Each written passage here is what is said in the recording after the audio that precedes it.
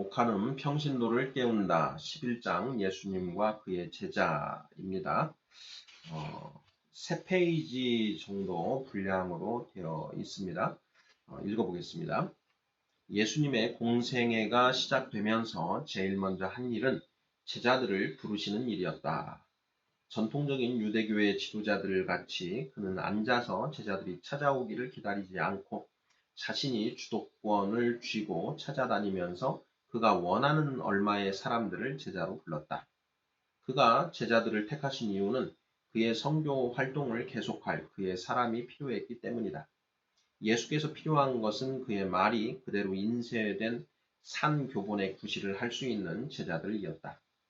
그들은 실제적인 의미에서 예수님의 몸이 되었고 그들 속에서 그들을 통하여 복음 사역이 계속되고 모든 사람들에게 전파되어야 했다. 이런 의미에서 12명은 보냄을 받은 사람이라는 뜻을 가진 사도들이었다. 누가복음 6장 13절. 12명은 여러 명의 다른 제자들 가운데서 특별히 선택된 사람들이었다. 누가복음 6장 13절. 예수님은 신중히 그들을 가려서 선택하셨다.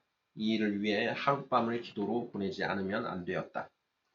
이 사람들이야말로 떼어놓을 수 없도록 예수님에게 묶임을 당하고 그의 참모가 되고 돌격대가 되고 오른팔이 되기 위하여 선택된 것이다. 예수님은 12제자에게 항상 자기와 함께 동거하면서 자기를 배울 수 있는 특권을 허락하셨다. 그들이 예수님을 위해 무엇을 하기 전에 먼저 그를 알고 그의 사람이 되지 아니하면 안 되었다. 그들은 하나님이 예수님에게 주신 자들이었기 때문에 예수님께서 하나님으로부터 받은 모든 진리의 말씀을 전부 다 전수받지 않으면 안 되었다. 그 말씀을 통해 그들은 거룩하게 되었던 것이다. 그래서 예수님은 자주 무리에게 비유로 가르치신 천국 복음을 제자들에게 자세히 해석해 주셨다. 다른 사람에게는 공적으로 숨기시던 그의 메시아직을 제자들에게는 드러내시고 그들의 신앙 고백을 요구하셨다. 그리고 그들의 고백에 만족하시면서 그 고백 위에 그의 교회를 세울 것을 약속하셨다. 마태복음 16장 16에서 20절. 그의 마지막이 가까워 오자 예수님은 자기의 남은 정성을 온통 12제자를 위해 쏟으셨다. 일부러 무리들을 피하여 다니면서 마치 위대한 예술가가 그의 작품을 출품하기 전에 치밀하게 마지막 손질을 하듯이 그의 제자들을 정성껏 점검하시며 기도해 주셨다. 제자들은 대부분 갈릴리의 어부 출신이며 서로 다른 배경과 경력을 가진 사람들이었지만 예수님은 그들의 평범함 속에 묻혀있는 무한한 가능성을 꿰뚫어보는 해안을 가지고 계셨다. 평범한 그들을 가지고 하늘나라의 찬란한 꿈을 키우기를 주저하지 아니하셨다. 십자가의 순환 앞에서 제자들은 불신과 배신의 오점을 남겨놓고 말았지만 그는 포기하지 않으시고 그들을 통해 건설될 위대한 왕국의 청사진을 그가 부활하신 후에 다시 한번 그 실패자들과 함께 나누셨다. 지금은 그들이 자기를 따라올 수 없으나 얼마 후에는 반드시 따라올 수 있다는 것을 내다보고 계셨던 것이다. 요한복음 13장 36절. 그리고 그때에는 자기가 한 일을 그들도 할 뿐 아니라 그보다 더 큰 일을 할 수 있으리라는 확신을 가지고 계셨다. 요한복음 14장 12절. 그가 승천하시기 전에 제자들에게 아직 미숙함과 불신의 찌기가 남아 있는 것을 보시면서도 아버지께서 나를 보내신 것 같이 나도 너희를 보내노라고 선언하시는 가장 권위 있는 파송을 단행하셨다. 요한복음 20장 21절. 그리고 모든 족속을 제자로 삼아 세례를 주고 자기의 교훈을 가르쳐 지키게 하라는 대사명을 당부하셨다. 예수님은 세상에 계실 동안 일기장 한 줄 남겨놓지 아니하셨고 자기를 기념할 돌비 하나 세워놓지 아니하셨다. 그가 남겨놓은 유일한 유산은 그에게서 배운 저 무식하고 평범한 제자들 몇 사람뿐이었다.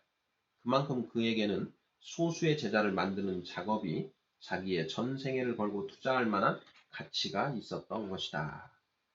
네, 아멘입니다. 정말 중요한 그 내용을 기술하셨고요. 제자들 12명, 그 중에 한 명은 마귀라고 하셨지요. 그러니까 제자 11명을 키우시는데 온 전력을 다 쏟으신 것입니다. 저는 이제 우리 성도들이 교회에서 각자 예수님이 하신 것처럼 12명만 이 제자 양육을 온전히 시켜도 우리가 할 일을 제대로 하는 것이 아닌가라는 그런 생각을 해 봅니다. 예수님은 그들을 끝까지 사랑하셨지요. 우리도 12명의 그 제자 양육, 예, 저 같은 경우에는 이제 1대1 양육을 하고 있는데요.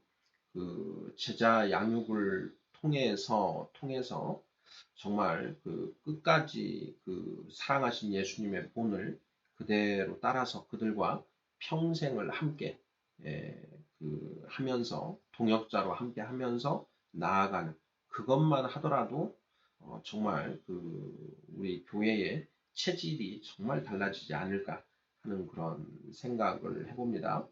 예수님의 이 제자들이 정말 그 12명을 키우셨는데 그 12명이 오늘날 상당히 큰 규모의 그 예수님의 왕국, 즉 교회를 만들어 가는 그런 모습들, 그것을 우리가 잘 생각해 볼 필요가 있다라는 그런 생각이 듭니다.